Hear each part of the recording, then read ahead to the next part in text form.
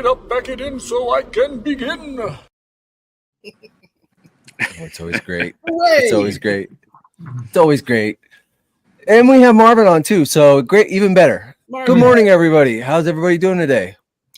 Good. Excellent. Peachy. Well, it's morning for three of us. It's really early for three of us. Two of us, it's lunchtime, right? You guys are eating lunch now. It was morning a couple of minutes ago, even for us. Yeah, but it's 7 a.m. here. The thing is, normally it's us at night, and you two, John and Marvin, are getting up at like 3 a.m. to jump on a show.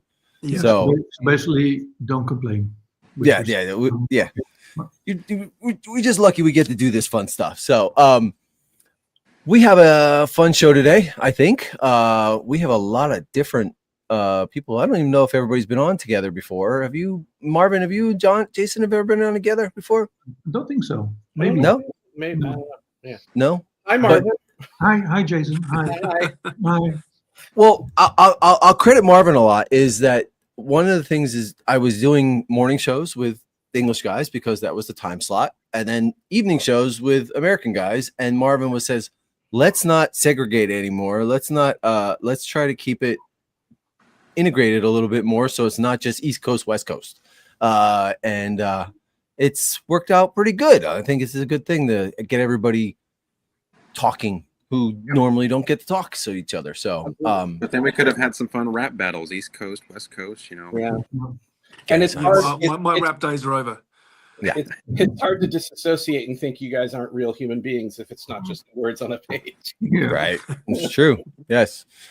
But as we usually do, this is a show about specific model, right? So this time we're doing X-Wings, and literally I know nothing about X-Wings. I know they split, they make an X. That's about it. I know there's a couple different colors, a couple different. I don't know any of the Greeblies, so we brought in Jason, who knows a lot about X-Wings. It's kind of his obsession. I know enough right? to be dangerous. Yeah, Right. yeah. I don't know. It kept snowballing. And you know what, John? You always say you don't know certain things, you know a bunch of things, but then like when I ask you stuff about an X-Wing or a Y-Wing, you rattle off stuff, no problem. Like you don't give yourself enough credit.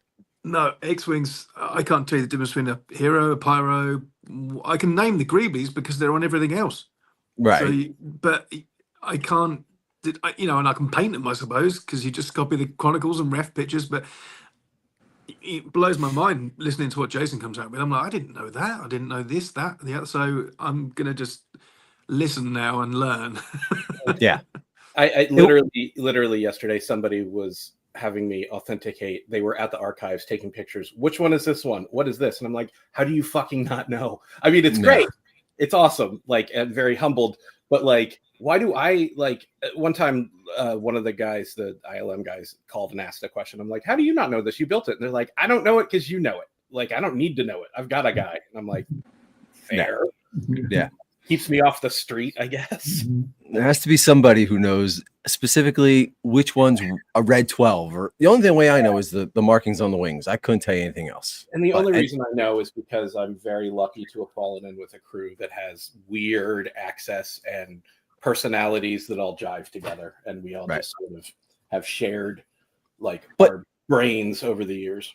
Isn't it true that even you can't even really tell by the numbers on the marks on the wings because they have changed them and some have different numbers on the bottom and some have different numbers on the top because they just rinse and repeated, right? Yeah, and the lost to the sands of time why they did that, which is kind of great because I mean you can approach this kind of hobby two different ways. Like I'm irritated, I don't know everything, and I'm excited that there's still more to learn.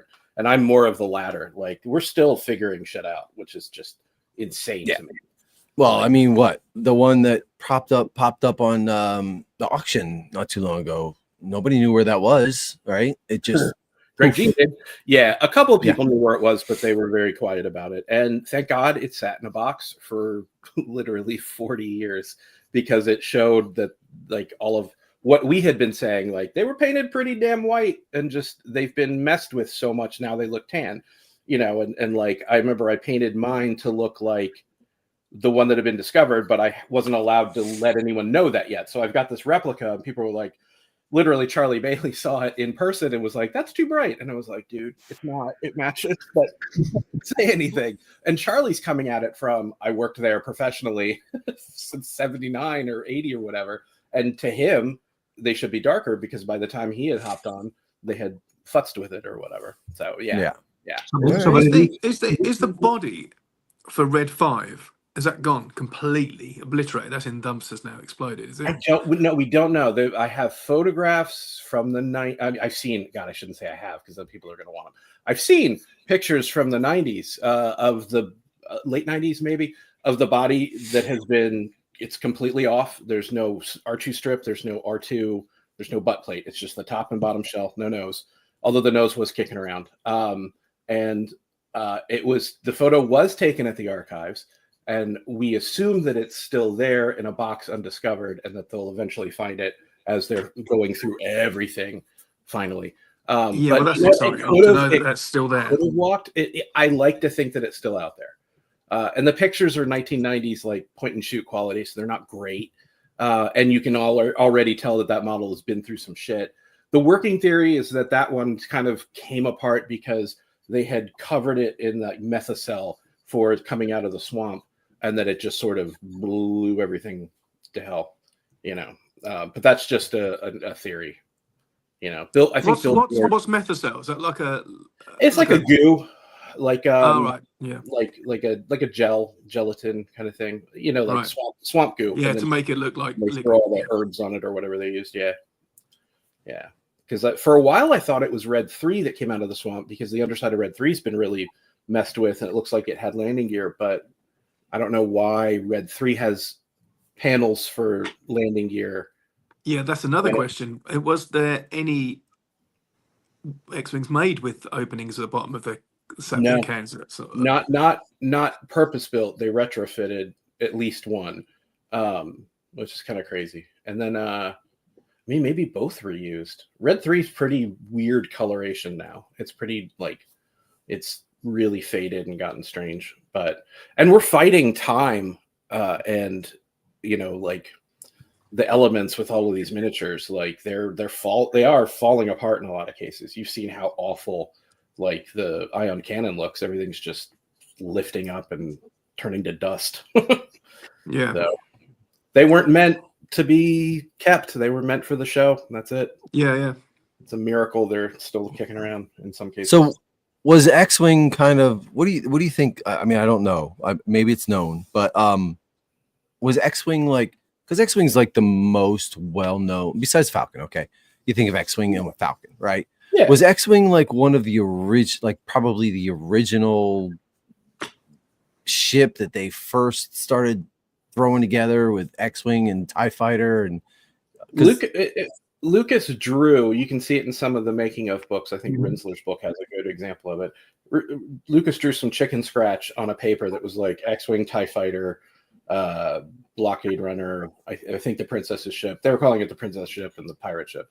And the X-Wing is just like a chicken. Well, I've got a picture of it. We could start the thing. They started the design on that pretty much from the get-go. Yeah. And the only reason the blockade runner is 6 feet long is because they thought it was going to be the hero Falcon until that pivot. Yeah.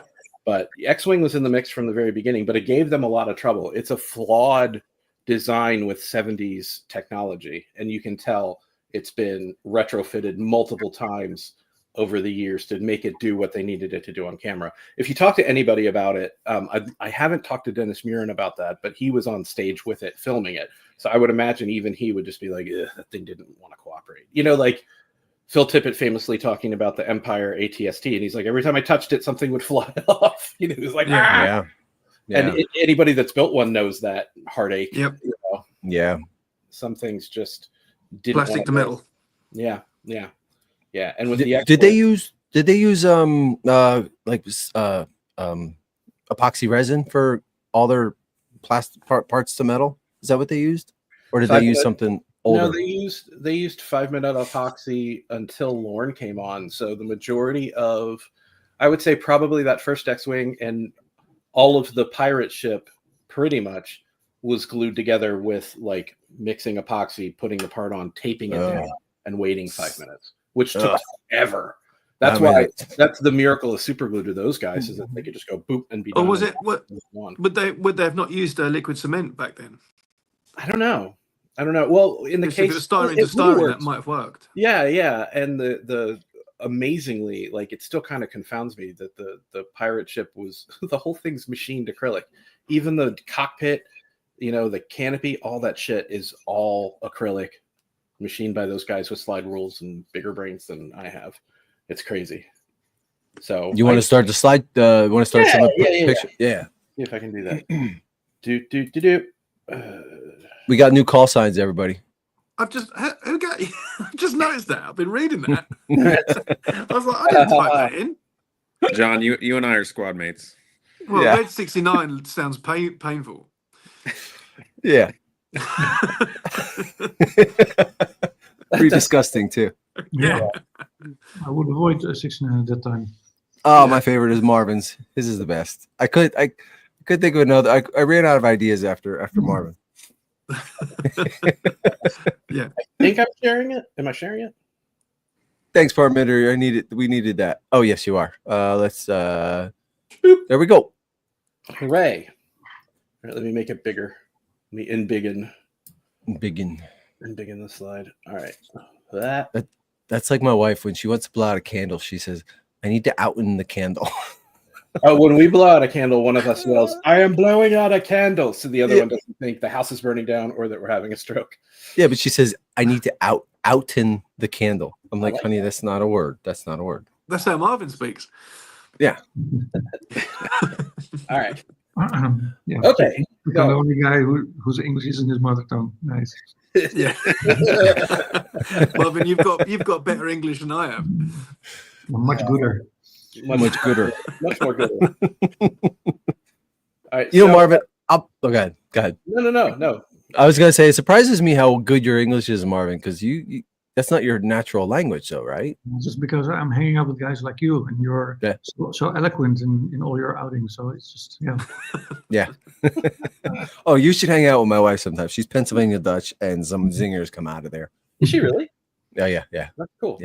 Yeah. No, she looks like she's Asian, Hispanic, and she does not look like she's a white girl whatsoever. Like, she's full blown on Pennsylvania Dutch, German. Ticked every diversity box. Oh yeah, she gets asked all the time, "Are you Hispanic?" No, she's not. No, but she can make a mean pretzel. It gives me opportunity to have different flavors every now and then. So, Chris, now you're talking about this, everybody's gonna be Googling Chris Benwer's wife. Yeah. I'm sure they already have. Can you see my little pointer? Yep. Yes. Even better. Okay. All right. So X-Wing fighter, 50 years ago this year, which is horrific. It was called Project 504 on the spreadsheet. Just a bookkeeping term that, so you'll see that on blueprints and any sort of paper ephemera, like when they're keeping track of how much things cost or who's jumping onto what. There's Richard Edlin has still kept, for some awesome reason, a cool spreadsheet that has a timeline of like the end of December 75 and who was working on what. So you can see like, oh, Grant was working on armature that week, and then hopped over to this one, and everybody, oh, he did the paint, so it's really, really neat. And I think at some point maybe that wasn't as rigidly kept, or we've lost it to the sands of time. So really means nothing, but it's cool to nerds like us. So that was the sketch that I was talking about. So George Lucas drew that for either Cantwell or Macquarie or both. And I love the little directional arrow, like it's going that way. Yeah. And it was really just, he wanted an X. And it's surprising that like that's the Cantwell. Yeah. And Cantwell went exactly like he designed it, but then they completely changed it. Pretty phenomenal. So Colin Cantwell makes this prototype, and Lucas said, I want it to be, he's a gearhead, so he's like, I want it to be like a top fuel dragster. I want it to be like a race car or whatever, like a hot rod. And I mean, shit, he just used a top fuel dragster for the body. Done. And Cantwell came to Wonderfest years ago, and we of course swarmed him like a bunch of gnats. And I had some pretty in-depth, weird little conversations with the guy. really cool, really not out to lunch, but like not operating on like a regular guy level. Like that guy was like intensely like wild with his ideas and stuff, which is neat. And he was talking about the X-Wing. He's like, I imagined it like a gunslinger. So he designed the model so that the wings would, be closed and then they could spring open like, you got 2 6-shooters or whatever, which I thought was a pretty freaking cool idea. And you can kind of tell in this picture, there's a 5th engine in the middle and the back, which they got rid of after a while. So like all the Cantwell prototypes were basically Lucas using it as a tool to visually shop the show around to movie studios. And Macquarie, was the same. He was making these paintings so that there was something visual to sell. And some of these prototypes were painted because that's all they had at the moment.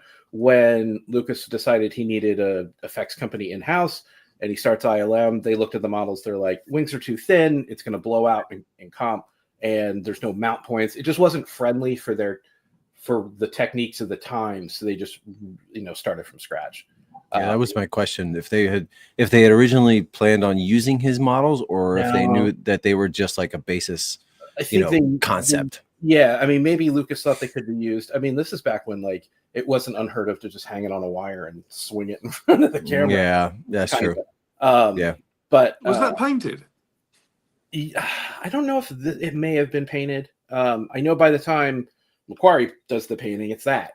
And so at some point, we don't know who changed it. It might have been Macquarie. It could have been. I'll be showing it in a minute, but there's a prototype mock-up of the model while they're literally figuring out the design in 3 dimensions. Macquarie could have painted it from that very easily. Yeah, because you see that a lot, right? Because you see sometimes Johnson sketches, Macquarie paintings, concept models, and I always try to figure out, but I can never figure out. Yeah, which came first. It's like an iterative process. I'm assuming. Yeah, they can't remember, and they may have been so close. I think they were all just done so quickly and close together that they just don't remember. And also, it's interesting.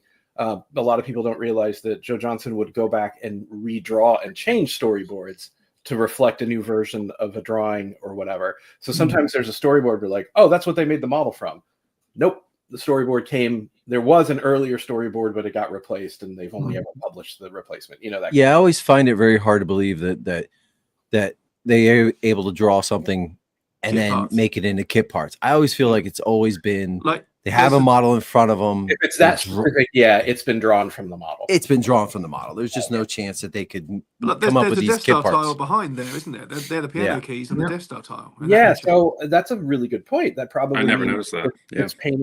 This painting probably came after the original prototype model was being put together.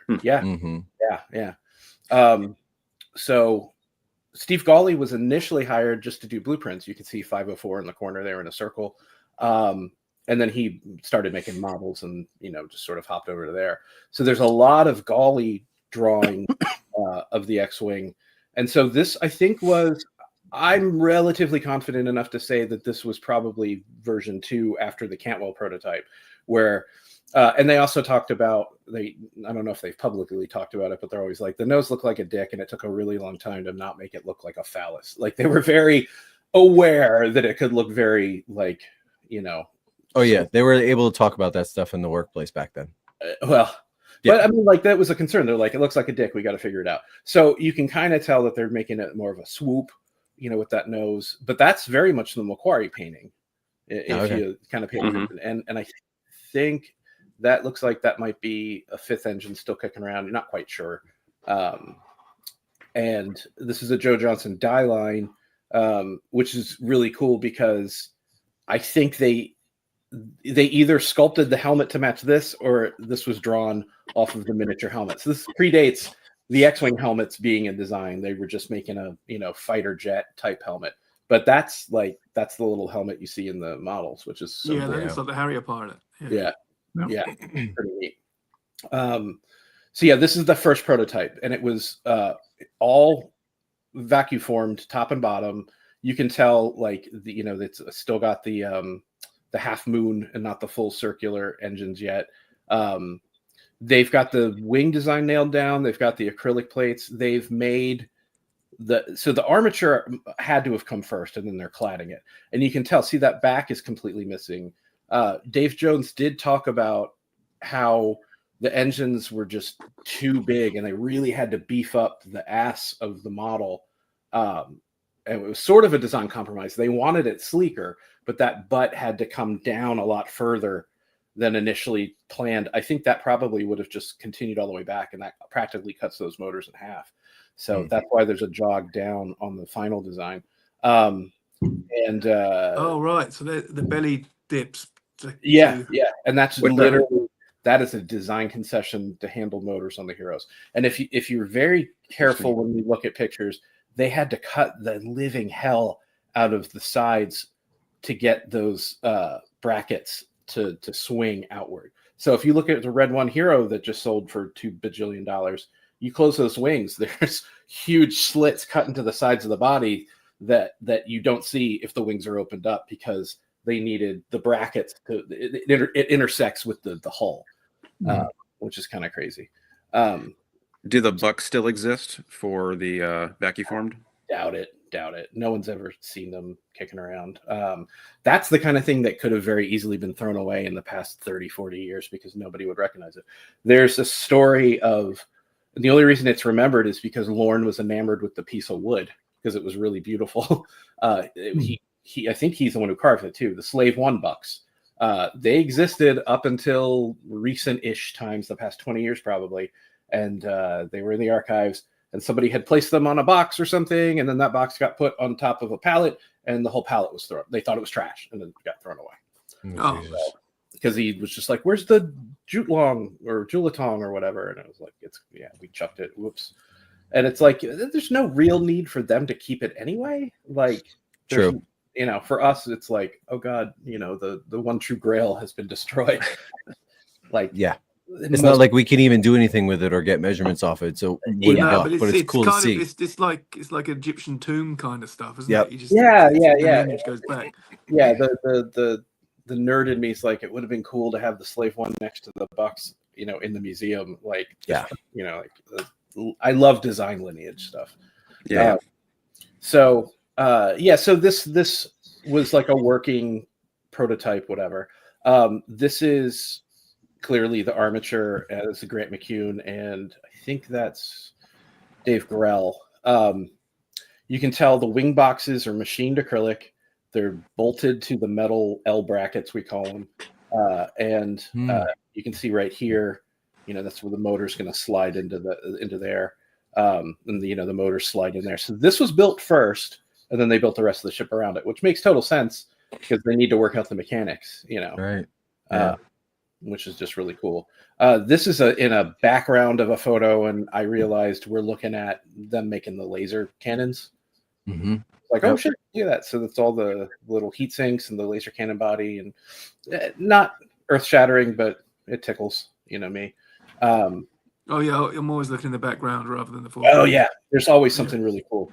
This is Beasley. He's wearing the Accutron watch, but he's carving the buck for the lower hull, which is just wild, to me. So this is after that prototype, and they're, I think, revising the pattern, and you can see that's a vacuform lower, but this is the early one because it just goes straight back. So this is clearly, again, this puts it at like October or November, probably November, or maybe even early December 75. And this is interesting to me because it looks like there's an extra little sort of shelf coming off of the sides of the top of the body that got revised. Not quite sure what I'm looking at. That could be wood, and they just could be not finished for all I know. But yeah, that's when it's together. Like, they're starting to plan how to dress the interior. The insides wings that's just styrene, which is kind of wild to me on the Heroes. Where at? The inner wing. Oh, okay, inside. The bottom, can't you? Yeah. Kind of close off the acrylic, right? Yeah. Okay. And it's all hand scribed, so every hero's different. They kind of look the same, but if like lines walk. Jason, have they already got a kit part in there? They've got the sealer part in there, haven't they? I don't know. We might be looking at just the two screws.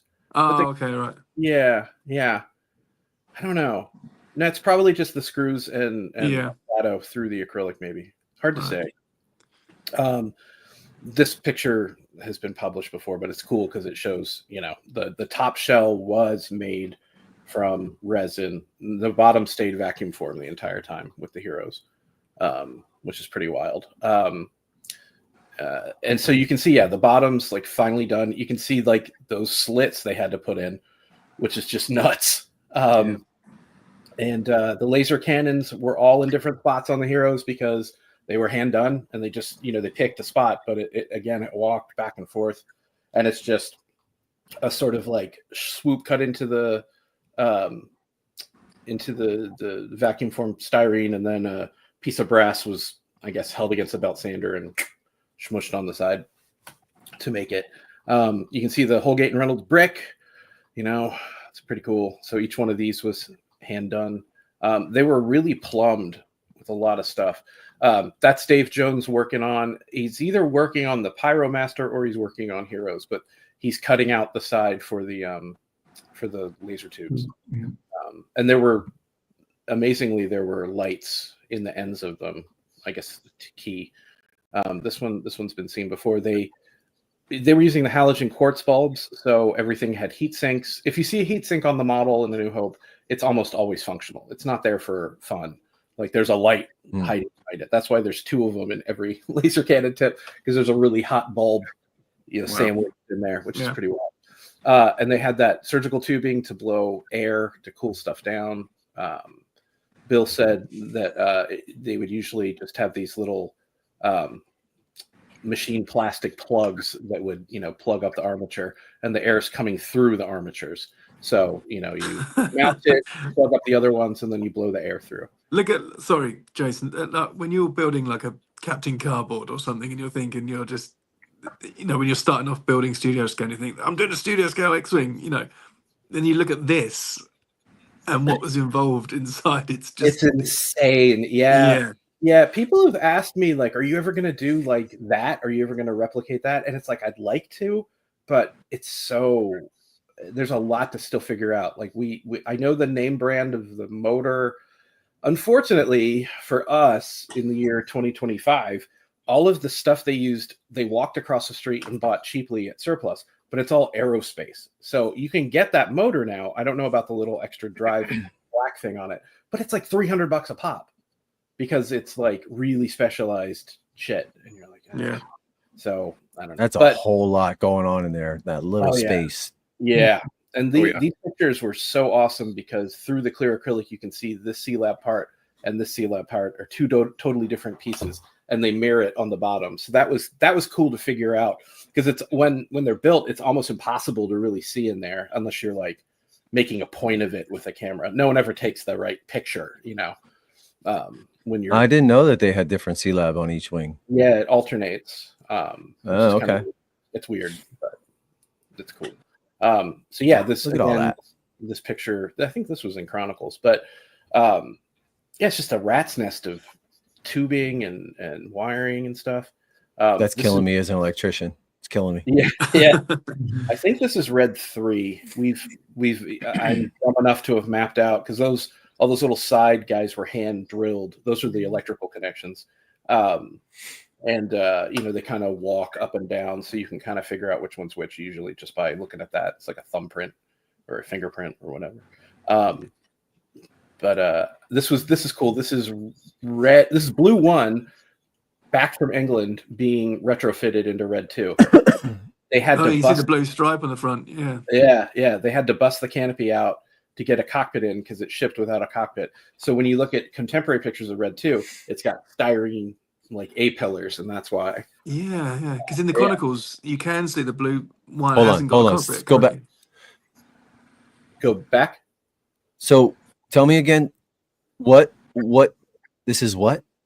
This is Blue 1. Like red, blue what? Blue 1. This is an X-Wing, Chris. This is what This is like the jammer that got sent to England so they could base a full size. I'm gonna jam an X-Wing phallus up somebody's. This was Blue 1. Yeah, sent to England along with the red Y-wing. Elstree used it to to make the big full size guys, sent them back, and they finished out the red Y-wing, but I don't think they ever filmed it. But this was, by the time this came back, they had made the switch to red stripes because the blue was going to give them a headache with the blue screen. So this was blue 1 changed into red what? Red 2. 2. Okay. Red okay. 2. That's the one I'm doing. Okay. Yeah. Okay. Yeah. It's weird. It's got totally different engines. It's the only one with these engine patterns and different cans and stuff. But we'd always known they had done that, but we never, like, I always have, like, what I know is real because I've actually seen it in a picture and what we've just assumed. So it was really cool to have the assumption go into, oh yes, it was definitely plumbed. Because some people to be accurate, Chris, you're going to have to paint it blue and then paint over it in red.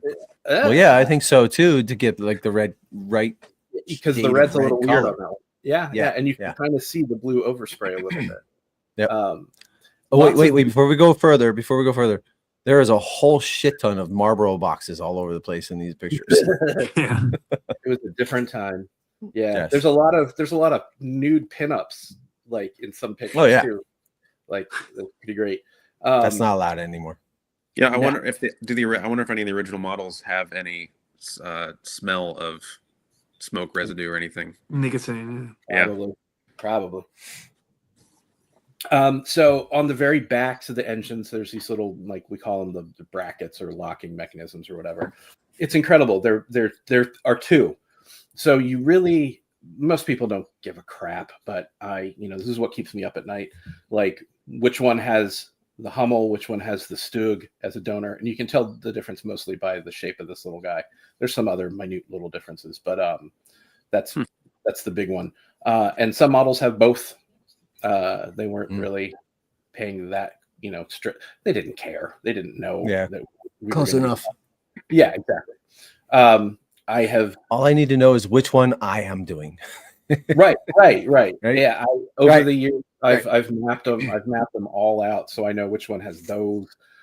That's a one example of every different can. So that Red 2 has like 4 completely unique ones. The Pyros all pretty much had the same one, but it's weird how they mixed and matched. There were, and these weren't molded and cast. I mean, so they were for the Pyro, but the majority of these are actual styrene Saturn parts that they cut, and either vinyl or styrene onto and made those little. So that's why they're all different. Jason, can I stop? Can I just, before I'm like Chris, I'm desperate to find out all these like the difference between a Pyro and a Hero. The Hero had all the tubes in, all that sort of thing. It was mainly styrene. A Pyro, they still had a metal armature, right? No. No. I'll show that in a sec. Oh, okay. All right. Okay. I'll let you go. Plus, they didn't. The Pyro is a lot thinner. They didn't need to add all that shit in to blow it up. Right. It's only thinner because Dave made the Pyro master pattern. Funny enough, I restored it after it got broken, so I was able to verify all the components of it, just the body. So like the Heroes were a top shell and a bottom shell that were glued together. Dave made that and then cut it in half, like vertically, because the thought was the wings are going to be attached permanently. When it goes boom, if it's split down the middle the other way, the wings would help pull the body apart in the explosion. Right, I'm with you. Yeah, but you lose the thickness of that bandsaw blade and then the sanding down. So so all the Pyros are kind of narrower, not by a lot, but it is noticeable enough that they do seem sleeker. Right. Yeah. These are from the Phantom and the Phantom plane jet fighter. There are 3 different examples. This will be the part that's inside the wing, inside that machined acrylic on the underside. And Red, you usually almost always see just this one in there, and that's Red 5's engine. But like Red 2, Chris, the one you're building, you'll have this and this. They're different. And again, I was insane enough to map all that crap out. Okay, hold. So they're different. And there's no way of knowing, like if I buy a Phantom, there's no way If of you buy- knowing that I have No. different. No. They're different in the models that were built. Which one they picked to cut. Okay. Yeah, your But I Revell think- Phantoms will have them in. Yeah, all Revell Phantoms will They'll have. all have the same ones. Now, I think it was what they picked up off the bench and cut, like whatever was, like sitting there in front of them. So some of them have, one of each, and some of them have two of one, and some of them just have the cast one. That is absolutely a artifact of them just building, not having a weird standard. Grabbing Willis there. Who would have cared? Yeah. This is that's Red 5. No one remembers why it was whited out to be look like Red 4, but I think because of that, it got ignored, misused, or whatever. Because this is the Hero X-wing, right? This is our hero's ship, and you can tell it has been beat to hell. There's like replacement parts in it. Here's one of those plugs that I was talking about earlier that they would plug the mount point off. Where's your cursor at? I can't see it. Move it around. All right, there it is. Okay. It's milky plastic. Those are the banana plugs, right? Yeah. Those would have been on the sides of the body, or in the nose, or at the tail, depending. You can see right here a light bulb that would have been under the heatsink, so right there, which is really cool. And you can. This is pretty wild. You can tell that it was, the power went right through the wing because you can see those two have broken off. That is a grub screw, and that's the hole for it. At some point, the wings were famous for not wanting to cooperate with the electronic motion, and they were also famous for not laying flat. So on Red 3 and this Red 5, at some point during one of the later films, they just drilled a hole and screwed the damn wing together. It's just really funny to me. Like, I mean, every X-wing I have ever had never stays together.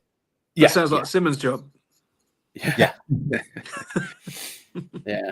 And so here's a motor. The motor was offset, and it mirrors on the other side. And you can kind of see right here a hint. There's one central tooth gear, and those motors just sort of climb it, and that's what pulls the wings open.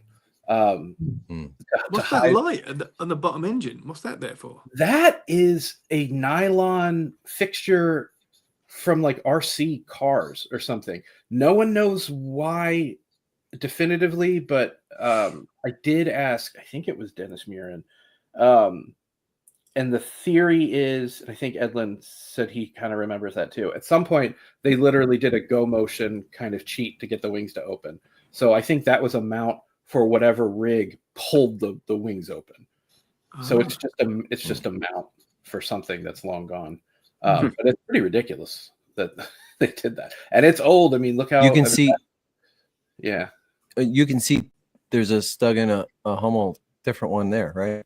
They're different. That on the front, yeah. That's they're gonna be mirrored on the other side. So there are two patterns of that. Yeah, it's okay. It is from those kids, and you can see the leftover Dagobah shit like still kind of clinging to the insides a little bit. Oh yeah. So, and what's really great too, how low tech it is to hide what's going on in the root of the wings. It's folded cardstock. It's just paper. It's great. So, but back to the go motion thing. Do we know which scene or what that was used for? No, no one remembers that. But you can see, more holes for the grub screws to hold down. You can tell the cardboard has it's sitting up there against it. It's sort of come apart. You can see it's in a V, so the glue is just dried and it's raised itself up, but it hit all that. And that's a Red 5 engine part instead of a Phantom engine part, like I was saying earlier. Yeah, that's kind of cool. But that's hand scribed styrene. I mean, it's not pretty. Yeah, pretty nuts. I like it like that. Yeah, it's got a lot of soul. Weirdly, look at how many lights are going into the cockpit. Like, I don't know what that's all about. No one remembers lights being in the cockpit, but sure looks like it. And there's that example of that nylon fitting for whatever reason, and it's only on the bottom too. So, yeah. And the tubes were lit on the side, were they the torpedo tube sort of things? Yeah. Yeah, that would have been part of that stuff. Yeah. This is Red 5 and Red 1. That's Red 5. That's Red 1 on the stage. It already has the extra 2, only on the bottom. So I don't know no one remember what that's about either. The heroes had removable noses where that parting line is, and they had mounts with permanent affixed like fake noses, so they could really get it close up to the edge. So that's not Red 5's or Red 1's nose. That's like a mount nose, which is kind of.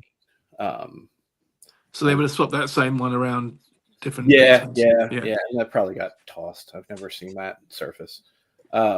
Again, Red 5 and Red.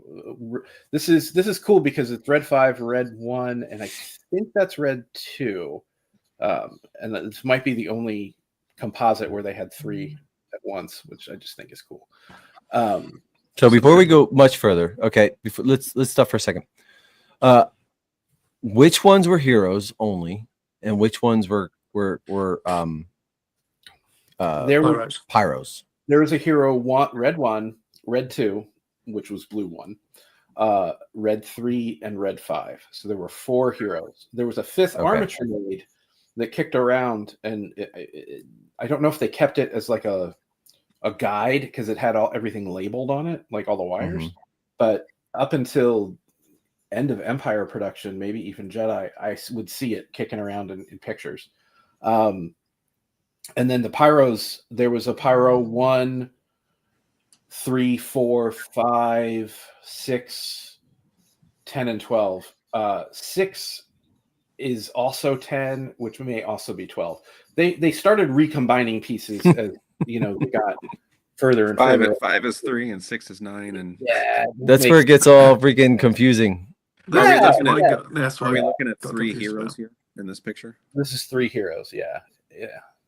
But just a question, but like the details changed, like you said, like they changed some parts around, but like the major bugs, like the general shapes that were made, that was just one for all of them, including Blue 1. Was it the same?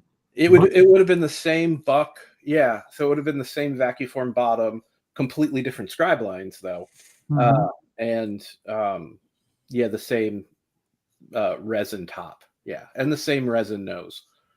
So this is the pyro you're talking about, where it's split down the middle. This is the pyro. Right? So yeah, Dave essentially built up a hero shell, grafted the nose onto it, and then cut it apart the other way around. This isn't every single piece, but it's almost every piece. And they've really combined everything, because it was just designed to blow up. So who cares? Like, concessions are made to a degree. Things were clayed up a little. It's still pretty impressive, I feel like, that they were able to do it like that.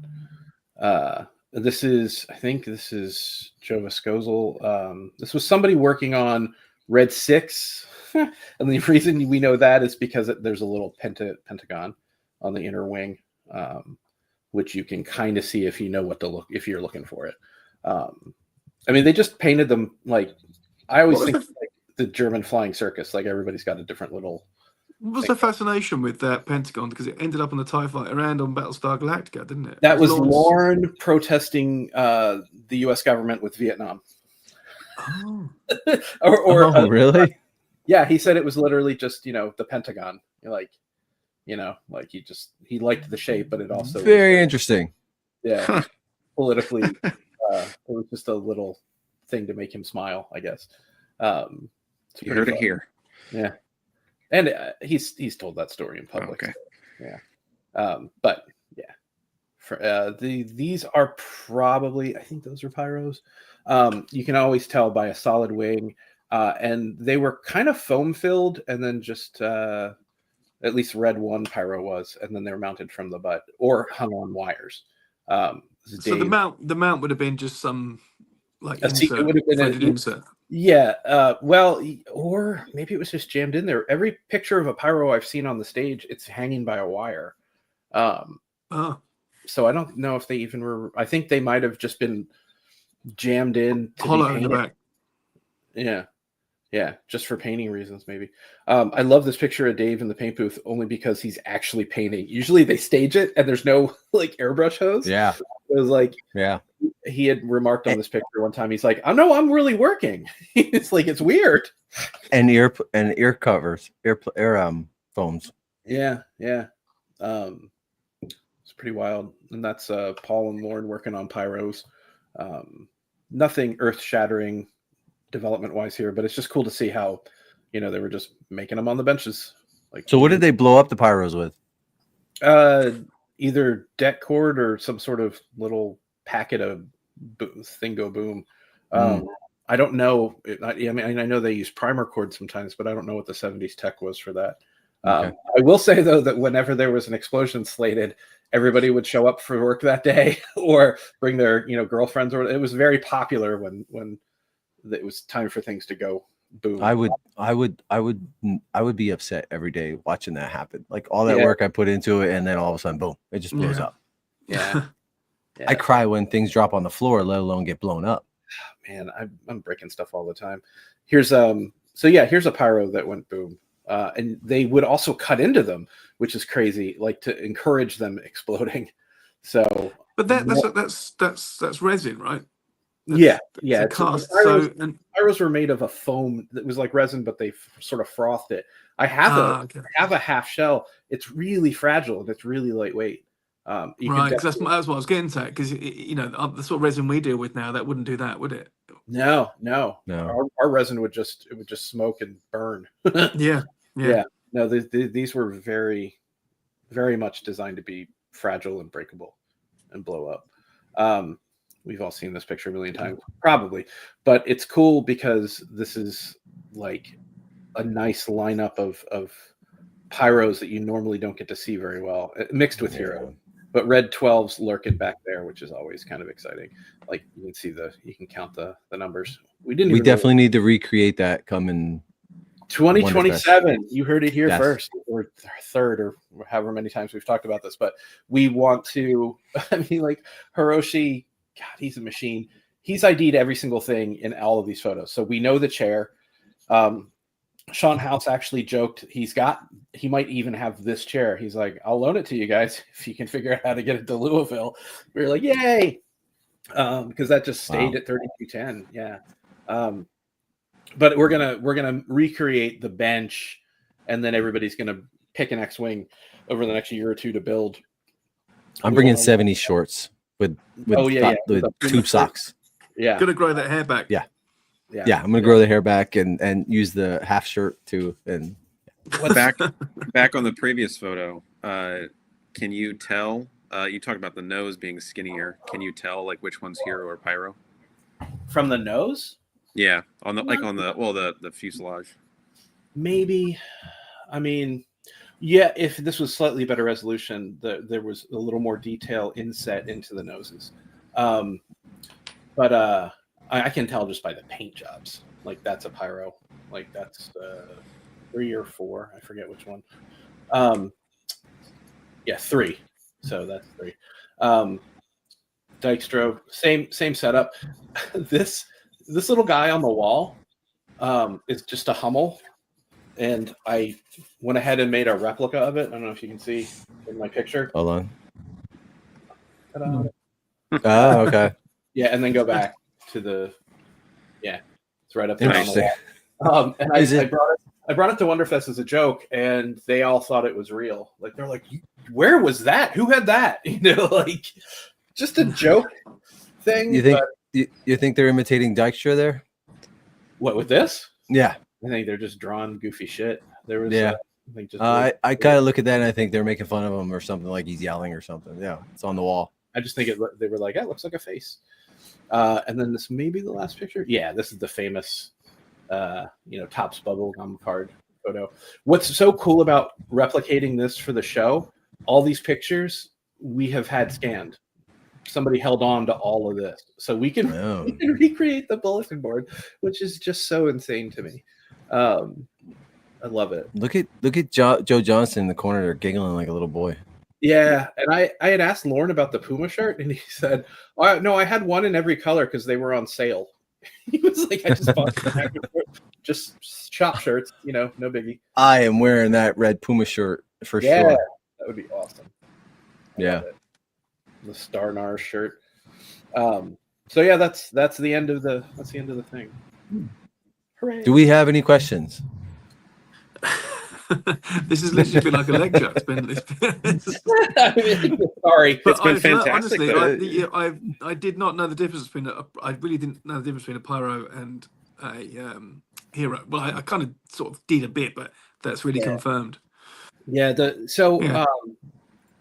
I had made Dave Jones had everything to make a really nice pyro. He held on to castings and like bits here and there, and in like 2015 or 16 or whatever was talking to us about it, and I became like a real impassioned cheerleader because I was like, oh my god, this is before I had got my hands on a hero shell, so this was like going to be the closest we were able to get to like the right dimensions, because over the years all the fan stuff has been made, trying our best, we still were falling short literally lengthwise because of generational shrinkage and stuff, and just people futzing with it, like doing their best, but things happen. So I was always like, Dave, just do a run, make 10, sell them. We could sell them privately, like get some money in your pocket. You can have an X-wing, like everybody's happy. And he never, unfortunately, he worked on it, never did. Passed away. His son took he had 10 kits almost finished. And that was sold to Frank Cerny, who took it across the finish line. So collectors were able to buy either castings from the molds or Dave's actual casting, like that he poured in 2018, I think. And one of those was sent to me to build up for a guy, which I did.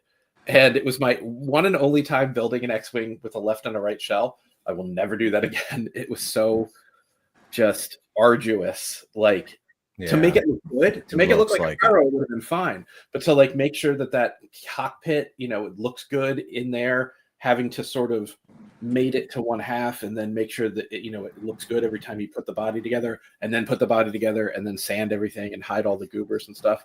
Ugh. So because of that, I was like, why don't we take the hero stuff I have and I will repattern, like, because I wanted to make pyros, but I didn't want to rescribe it every damn time. And they're all the same scribe lines, the same chips. I was like, what if I made a sort of hybrid hero, like a pyro with solid wings, but it's built like a hero. And then I could make all the pyros for myself or whoever and not have to do scribing except for the one time. So that snowballed. People were like, I know people wanted to build X-Wings because there's no real kit out right now or set of castings. So I was talking to my buddy, and he's like, if you pattern it, I'll make copies. Yeah. Shall we talk about? That's what I'm segueing into. Okay. Yeah. Let's before we get into segment and into it. So just so everybody knows, we're doing a little teaser, right? Like this is something coming in the future, and I'm going to let Jason finish his thoughts on it. But we're looking at a new Nerf Herders exclusive to put out there for the group alone. So carry on, Jason. Yeah, an X-Wing. Yes. Drum roll. It's not going to have an armature. It's not going to have hero wings. It's going to be like a pyro in those ways, but it will build a very nice, lovely X-Wing. And you could, with a little bit of sweat and, scratch building, make wings that are hollow and go buy an armature and retrofit it if you want. But there's just a lot of people that missed out on Captain Cardboard. There's a lot of people that missed out on the V3, 4, 5. And, it's not like a public run or anything. We don't want to get into the garage kit. I don't do any of this. I just pattern it, and I'm like, I just want to buy my copy so I can make my shit. But if I'm going to go to the trouble of getting it that far, if any of our buddies want to buy one, yeah. Amen. So we're going to put, we're a little bit off yet on how much longer it's not going to be that much longer. You said, right? It's not going to be the worst for me. The worst part's over in that I've all I have to now do is sand the bottom shell. I've got a couple. I'll post pictures on Nerf Herders later today. Yeah. Yeah. The top shell as well on its So way there you to go, Chris. Yeah. That's where you can get an X-wing kit. Yeah, you'll be able to get one on Nerf Herders. And it's going to be a one and done, So- but it's not going to be like limited to 10 or, like it's just I don't want to be a kit guy. My friend isn't a kit guy, but we all want an X-wing, so let's just do it to get everybody who wants one to build one. Yep. Nice. So that'll be coming in the future, like near future. We'll talk more about it later. Yeah, there's no provenance. It's not like a legacy, piece. It doesn't have any, like goobers from the original, but it makes a damn fine bird, and it'll be the right size. So, yeah, for the it'll be. There's no. It's a celebration of the design, or whatever the hell we want to call it. There's no lineage to it, but you had said there's a lot of your measurements from it's actual all pieces. Yeah, it's all based off of hard data of the real stuff. So it's going to be nicer than a pyro, and that it's not going to be thinner. Like it's going to be fat and long, and I'll try not to sound so sexual next time. Yeah, I was talking to my friend who's going to do all the casting, and he was just laughing because he did, all my hero parts one time. He's like, it was like 90 parts. He's like, this is going to be like 10 pieces. It's going to be so nice to not have to like make all this fiddly little shit. It's like, yeah. Nice. Yeah. So I wanted to make Red 3 and 4 pyro versions, but I didn't want to. Like, I knew I wouldn't bother to rescribe the pyro lines again and again and again and again. So if you're go ahead, John. The engine cans on top. Yeah. Will they be you be able to, what version could you choose, or is it stuck to a specific? It'll definitely be stuck to the pyro. So it's all homogenized. However, if you were really hell bent on a Red 2, I still have the pattern that I made for those, and I might have some spare castings because Chris is getting a set of those from me. I can hook anybody up that really wants to do something weird with it later. Cool. Yeah. Well, if you're looking to come to Wonderfest in 2027 and participate in the X-Wing, 70s picture, now's the time to look into these and buy it and start building it for Wonderfest in 2 years. That was also part of it. It's like, let's make sure everybody can build one, and everybody gets to pick the one they want, and everybody's going to pick the same one, so that's fine. Whatever. Yeah, it don't matter. You could pick whatever number you want. Instead of It's only up to you. 26 X-wings on the table. Yeah, 26. Everyone's going to bring Red 12 because that's the one. That's the mysterious weird one. And Red 5. Yeah, that was the first. That was the first pyro I did actually. Red 12. And just a sea of red Puma shirts. That was a Frank Cerny one, Jason. One of those ones. Yeah, awesome. Yeah, his pyros were probably the closest that we ever got outside of the Dave ones. Those were pretty great. Yeah.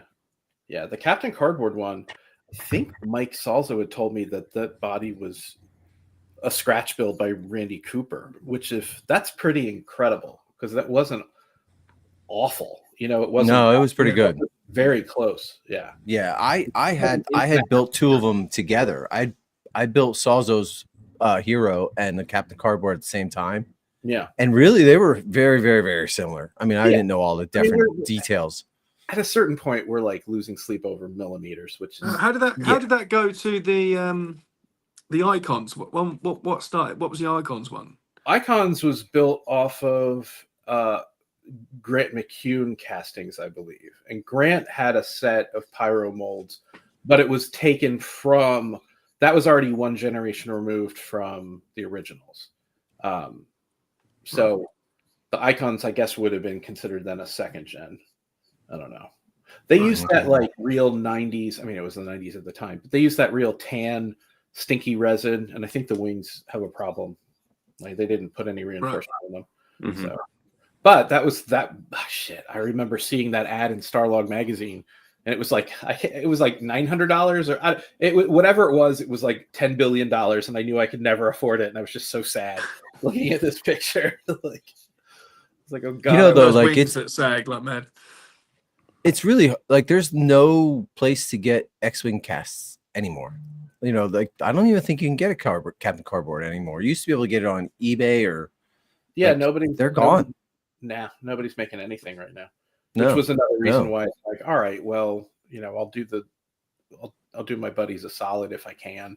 You know, I don't have a problem because it's not my project. I mean, it's my parts, but I'll just send it into the ether for all of us. All right. Yeah, we're gonna have that coming up. That's just we talked about doing that a little bit ago, and it's getting closer to actually happening. So yeah, I'm waiting on LEDs for the Rebel transport, so I've hopped back onto sanding for the X-wing. Didn't you have the you called it the Nerf Herder X-wing? Like didn't you come up with that name? If you want to call it the Nerf Herder X-wing, I'm fine. Let's do it, man. That'll make me happy. So yeah. Yeah, let's do it. Yeah. So it'll have some little kill marks of sand crawlers on the side.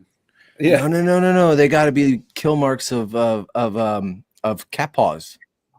There you go. Cat paws. Cat paws. Yeah, a lot of legs were lost in this process. Oh god. There's been a lot of cat legs lost in the last 2 years. So it's a long. I don't know if I ever told. I'll tell you. Yeah, right there it is. Here, let's put it up big. Very good. Yep. Love it. I got lots of little greeblies, John. We could stick it all over the X-wings. Yeah. Yeah. But that was an awesome show. Lots of information. Lots and lots of information. We did go fast because a lot of us only have an hour today. We did kind of breeze through a lot, and you know, that's the good thing about this video is you can, if you didn't remember, you can rewind and check it out again. But thanks for all the information, Jason. That's way more than any of us would have been able to put together for an X-wing. More than anybody wants to Absolutely. know. And It was a great little TED talk. no, I'm fascinated. What's funny, No, just seriously. realized I have my little Red 4 guy blowing up. He's screaming. I can't. Hold on. Yeah, I guess it won't Nice. focus. That is John D. what's the name of that? What's that helmet? Aaron. That was who was that? What are you talking I just sold that helmet. Jack The RS Claff. helmet. Who's Jack Claft? Yeah, Jack Claft. Yeah. But yeah, I mean, this is why we do these shows. Like this might be the most informative one we've had so far. And that's the whole point of us doing this is try to get as much information, actual real information out there, as you know, and we want to do every ship. So we may even revisit the Sandcrawler one possibly because we're hoping to get somebody on eventually. We'll see. Hopefully. But listen, it's been great. I do have to go to work, which sucks. But thanks everybody for joining. If anybody else got anything to add before we sign off? On to the next one. See you all at Absolutely. Wonderfest in person. Yes. Everybody listening needs to come Cheers, to guys. Thank you. Wonderfest. Yes. All right, man. I'm gonna end the stream and all right. Bye. Bye. about? See ya.